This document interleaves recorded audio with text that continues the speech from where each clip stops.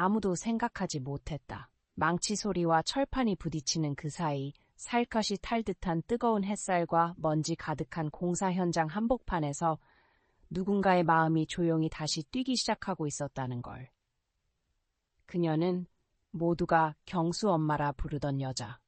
시원하게 웃고 남자처럼 비계를 타며 점심이면 그늘진 구석에서 조용히 도시락을 먹는 사람. 단 한 번도 약한 모습을 보인 적 없던 그녀.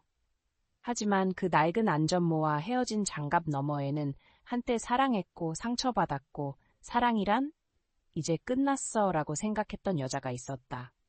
그러던 어느 날 떨어진 철근을 주우려 몸을 숙였을 때 또 다른 손이 함께 내밀어졌고 그 손의 주인과 눈이 마주쳤다. 너무 평범해서 그냥 지나칠 수도 있었던 그 순간.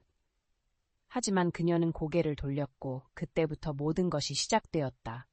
음악도 장미꽃도 화려한 고백도 없었다. 자갈과 먼지가 가득한 공사장 한복판에서 두 사람이 조용히 마음을 내어주었을 뿐이다. 사랑은 영화처럼 찾아오지 않았다. 땀방울로 수줍은 미소로 그리고 오늘 밥은 먹었어요? 같은 평범한 말 한마디로 찾아왔다. 하지만 때로는 그런 아주 작은 것들이 사람의 마음에 오래도록 남고 믿게 만든다. 어쩌면 어떤 만남은 운명이 일부러 만들어낸 걸지도 모른다고. 김해 남부 외곽, 마천루들이 아직 공사 중인 그곳은 매일 아침 포크레인 굉음, 쇳소리와 노동자들의 큰 목소리가 뒤섞인 혼돈의 교향곡이었다. 그 와중에 어김없이 들려오는 여성의 목소리, 단호하고 정확한 명령이 공터를 가르며 울렸다. 왼쪽 조심, 크레인을 들어, 자재 더미 먼저 치워. 사람들은 그녀를 경수 엄마라 불렀다. 그녀의 본명은 잊혔으나 그녀의 삶과 노동, 무엇보다 아들을 단단히 키워낸 손과 의지로 기억되었다. 그녀는 한국 사회 전형적인 이미지와는 달랐다. 덕스럽고 단정한 사무실 여성이 아닌 두꺼운 작업복과 묵직한 안전모, 시멘트 자국 묻은 안전화를 신고 불평 없이 지각 없이 하루를 시작했다. 남편이 경수가 3살 때 떠나자 그녀는 슬퍼할 겨를도 없이 생계를 위해 몸을 일으켰다. 청소부터 설거지, 마침내 건설 현장까지. 거긴 감정과는 거리 먼 세계였다.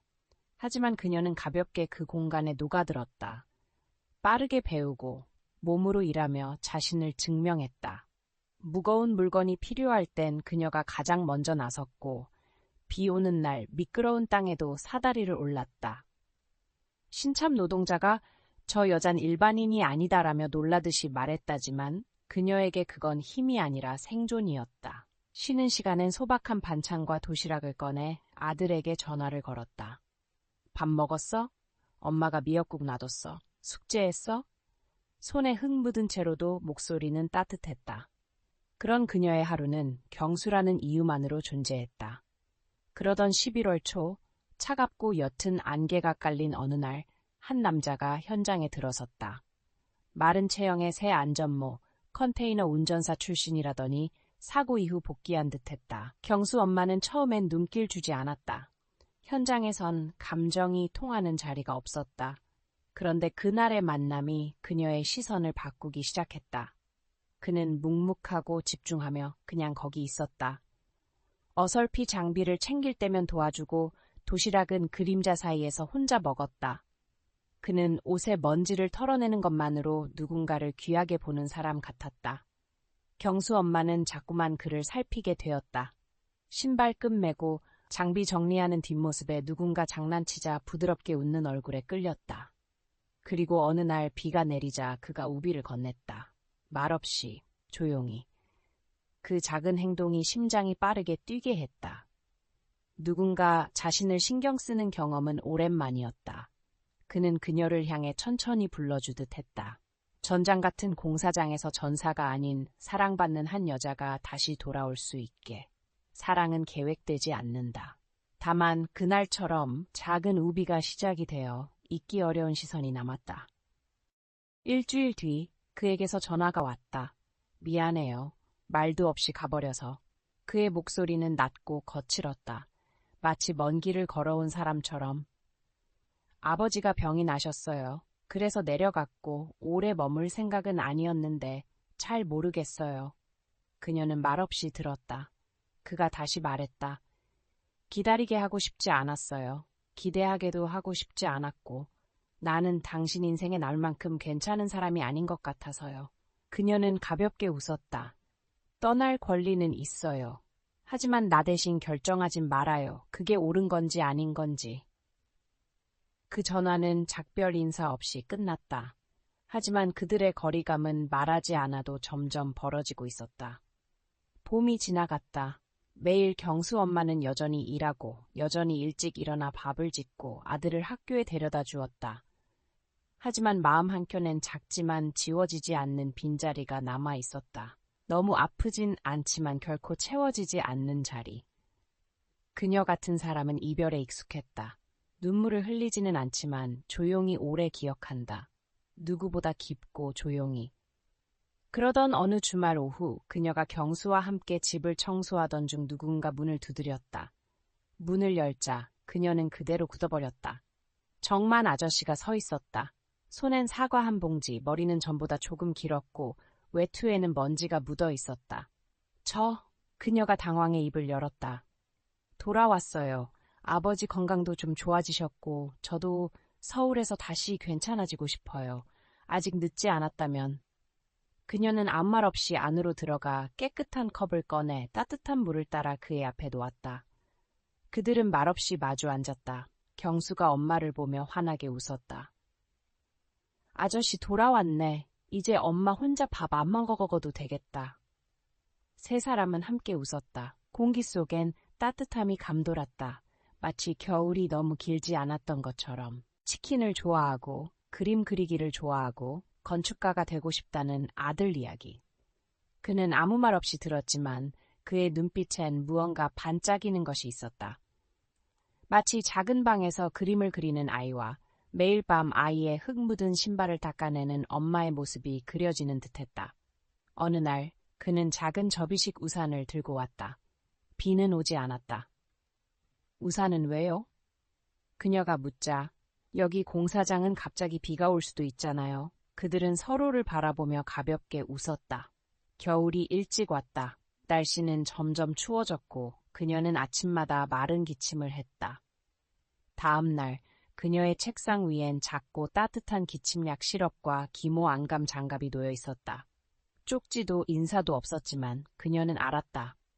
오래된 시간 속에서 처음으로 경수 엄마는 부담도 동정도 없이 누군가의 다정한 배려를 느꼈다. 그러나 인생이 늘 그렇듯 평온한 날은 오래가지 않았다. 어느 날 퇴근 무렵 그녀는 유치원에서 전화를 받았다. 경수가 고열의 구토까지 해서 빨리 데려가야 한다는 연락이었다. 그녀는 헬멧도 가방도 잊은 채 급히 달려나갔다. 마침 출입구를 지나던 정만 아저씨가 그녀를 보고 외쳤다. 무슨 일이에요? 그녀는 숨 가쁘게 대답했다. 아이, 아파요. 그는 주저하지 않았다. 그녀를 따라 전력으로 달렸다. 유치원에서 병원까지 가는 길, 그는 묵묵히 옆을 걸었다. 힘들면 제 어깨에 기대세요. 짧지만 따뜻한 말이었다. 그날 밤 그는 병원 대기실에서 그녀를 기다렸다. 손에는 근처 가게에서 산 따뜻한 죽이 들려 있었다.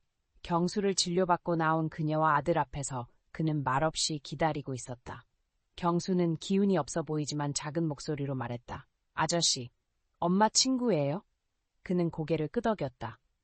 우리 엄마 친구 별로 없어요. 아저씨가 친구해주면 고마워요. 아이의 순수한 말에 두 사람은 서로를 바라봤고 눈가가 시큰해지며 미소를 지었다. 그날 이후 모든 것이 조금 달라졌다. 고백도 약속도 없었다. 그저 필요한 순간 옆에 있어주는 존재.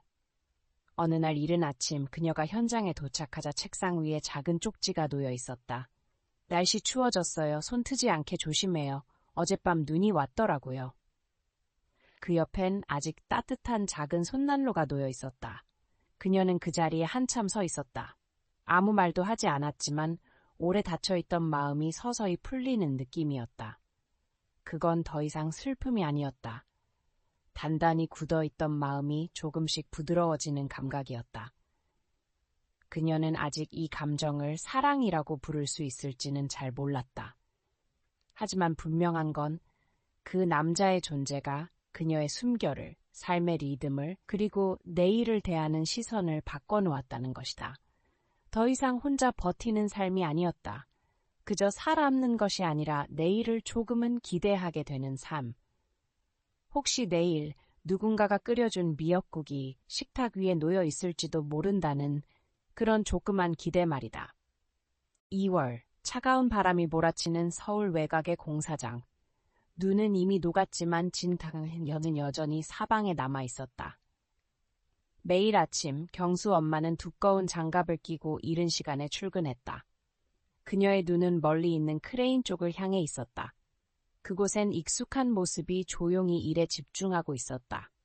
경수 엄마와 정만 아저씨 사이에는 여전히 이름 없는 관계가 있었다. 서로를 사랑의 언어로 부르지도 않고 공식적인 관계도 아니었지만 눈에 보이지 않는 끈 하나가 그들을 단단히 묶고 있었다. 다른 사람들이 보기엔 그냥 가끔 밥을 같이 먹고 작은 물건을 주고받는 동료일 뿐이었지만 그들만 아는 감정이 있었다. 굳이 말하지 않아도 그 마음은 봄보다 따뜻했다. 하지만 이 세상의 모든 일이 그러하듯 그런 평온함도 오래가지 않았다. 어느 날 오후 경수 엄마가 1층에서 철근 구조를 점검하던 중 멀리서 동료가 외쳤다. 경수 엄마, 정만 아저씨 얘기 들었어요? 그녀는 찡그리며 고개를 저었다. 들리는 말로는 곧 퇴직할지도 모른대요. 아침에 본사에서 누가 왔었대요. 그녀는 클립보드를 쥔 손이 살짝 떨렸다. 소문 때문이 아니었다. 아침까지만 해도 둘은 시멘트통 옆에서 같이 커피를 마시고 그가 가져온 따뜻한 떡을 나눠 먹었기 때문이다. 아무 말도 없이 떠난다는 건 이상했다. 그녀는 침착하려 애쓰며 퇴근 시간을 기다렸다. 하지만 그날 정만 아저씨는 점심시간에도 자주 머무르던 창고에서도 나타나지 않았다. 저녁 무렵 그녀가 공구를 정리하던 찰나에야 그가 모습을 드러냈다. 무거운 발걸음, 익숙한 고요함 대신 무언가에 흔들리는 얼굴이었다. 진짜로 퇴직하는 거예요? 그녀가 조심스럽게 물었다. 그는 천천히 고개를 끄덕였다. 무슨 일 있어요? 그는 그녀를 바라보다 고개를 숙이며 아주 낮게 말했다. 서울을 좀 떠나야 해요. 고향에 일이 생겨서요. 그녀는 웃었다. 자신도 그 웃음이 슬픈 건지 허탈한 건지 알 수 없었다.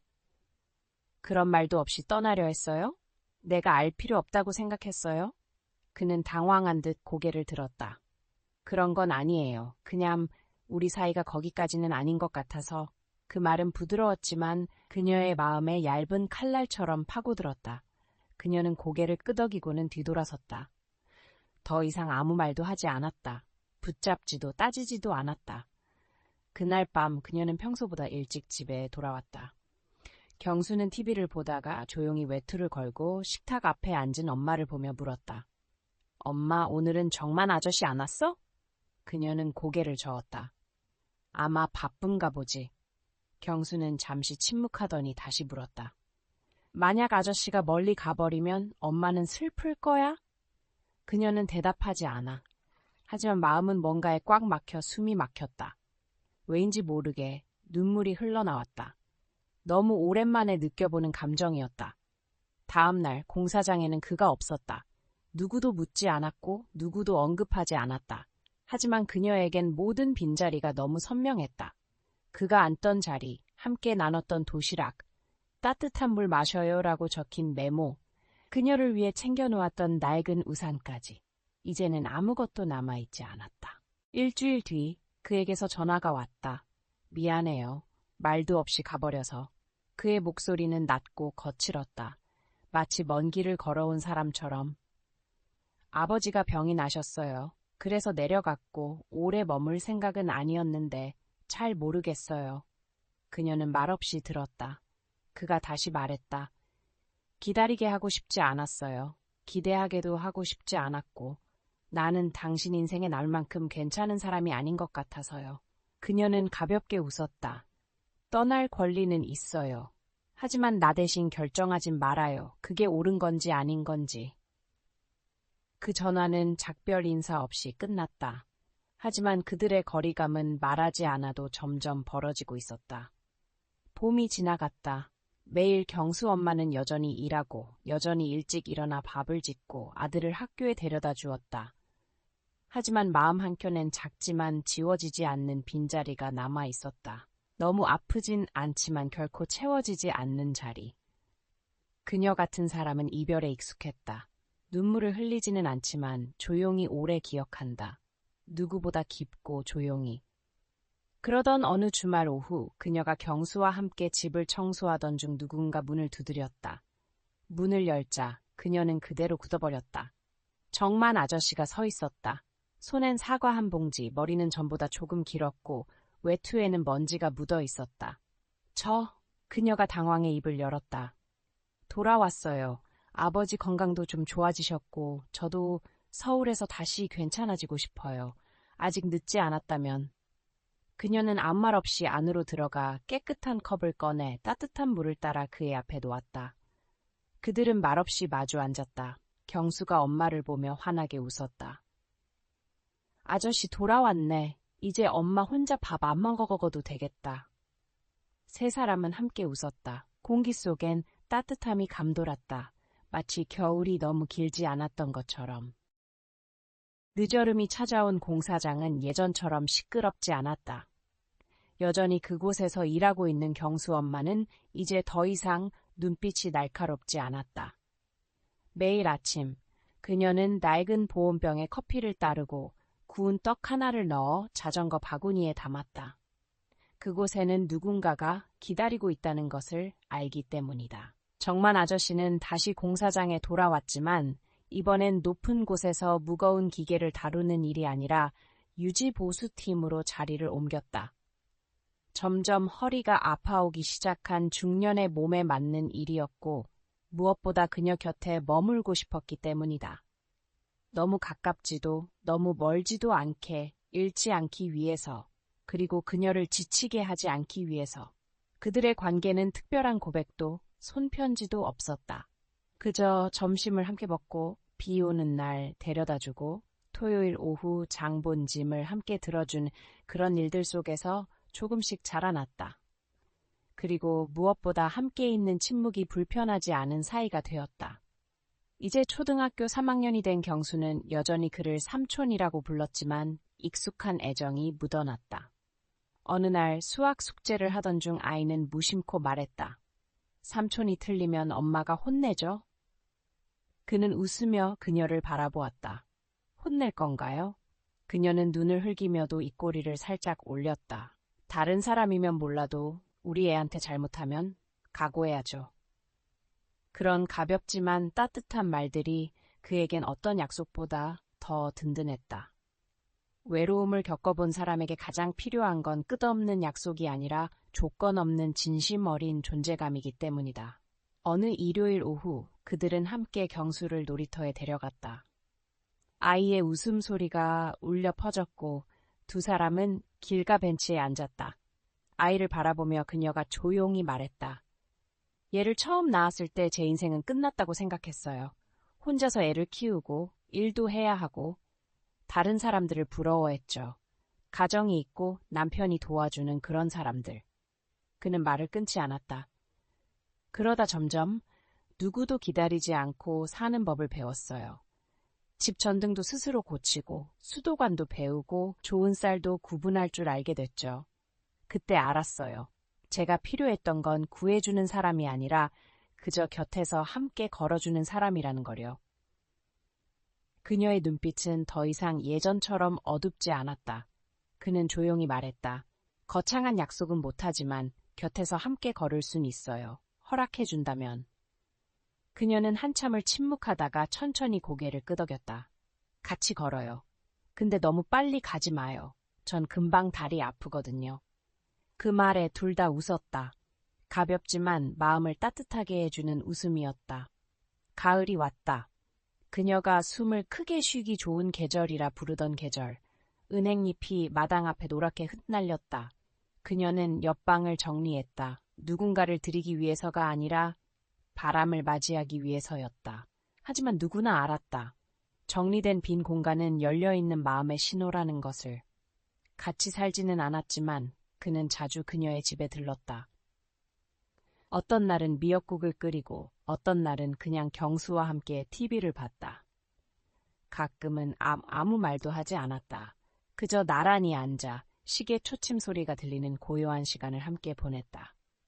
예전에 그녀는 사랑이란 화려하고 격렬해야 한다고 믿었다. 하지만 이제 그녀는 알았다.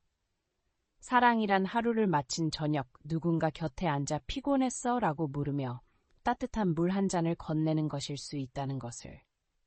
연말이 되자 공사장에서는 송년회가 열렸다. 모두가 참석했다. 경수 엄마는 크림색 외투를 입고 머리를 단정하게 묶었고 얼굴은 환하게 빛났다. 모두가 느꼈다. 그녀가 달라졌다는 것을. 이전처럼 지친 눈빛은 사라지고 없었다. 관리자가 각 부서를 호명하며 선물을 나눠주던 순간 그녀는 정만 아저씨와 함께 앞으로 나섰다. 한 동료가 농담처럼 말했다. 공사장 최고의 커플이네. 두 사람은 서로를 바라보며 웃었다. 부정하지도 그렇다고 굳이 인정하지도 않았다. 이제는 관계를 정의할 필요조차 없었다. 그저 매일을 함께 살아가는 것으로 충분했기 때문이다. 조금은 다정하게, 조금은 진심으로. 그날 밤 집으로 돌아가는 길에 비가 부슬부슬 내렸다. 그는 외투를 벗어 그녀 어깨에 걸쳐주며 말했다. 비 오면 추워. 그녀는 그를 바라보며 조용히 그의 손을 잡았다. 괜찮아요. 곁에 누군가 있으면 그걸로 충분해요. 그들의 이야기는 화려하지도 비극적이지도 않았다. 하지만 느린 박자의 음악처럼 조용히 마음에 스며들었다. 그리고 아무도 말하지 않아도 알 수 있었다. 이건 사랑이었다. 외로움 속에서 익어가고 인내로 자라나며 행복은 늦게 오더라도 반드시 온다는 믿음에서 태어난 진짜 사랑이었다. 삶은 여전히 계속되고 공사장은 매일 아침 시끄럽게 요란했으며 사람들의 발걸음은 여전히 바쁘게 오고 갔다. 하지만 그런 일상 속에서 조용히 변한 것이 하나 있었다. 바로 경수 엄마의 시선이었다.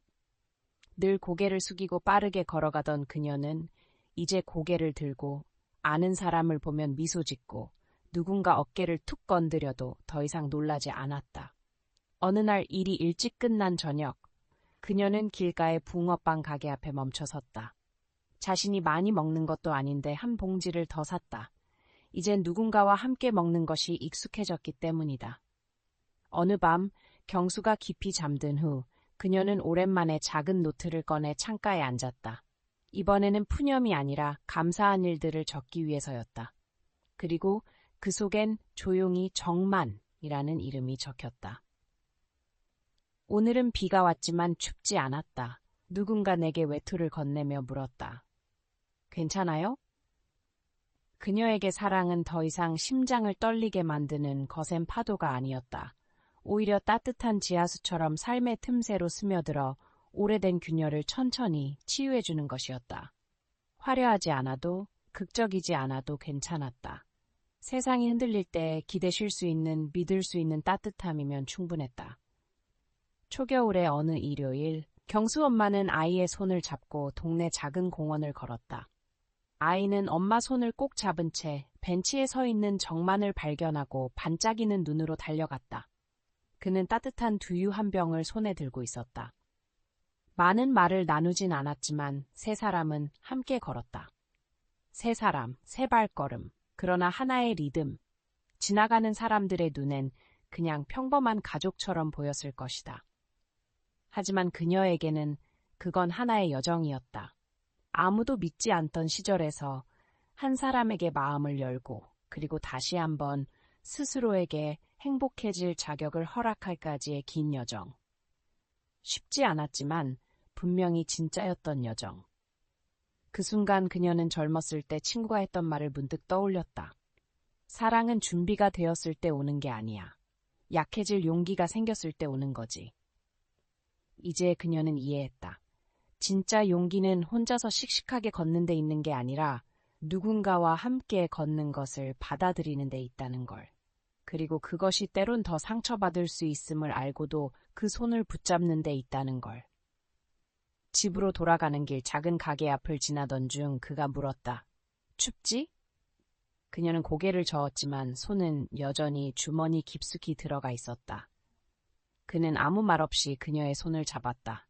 자신의 손도 차가웠지만 그 손길은 어떤 장갑보다 따뜻했다. 그날 밤 문을 닫으며 경수 엄마는 마당에 켜진 누런 전등을 바라보았다. 오랫동안 고요하기만 했던 그 공간엔 이제 아이의 웃음소리, 남자의 가벼운 기침소리, 그리고 김이 모락모락 피어오르는 미역국 냄새가 가득했다. 그녀는 조용히 혼잣말을 했다. 마치 지나온 길에 대한 하나의 마침표처럼. 굳이 말하지 않아도 내가 알면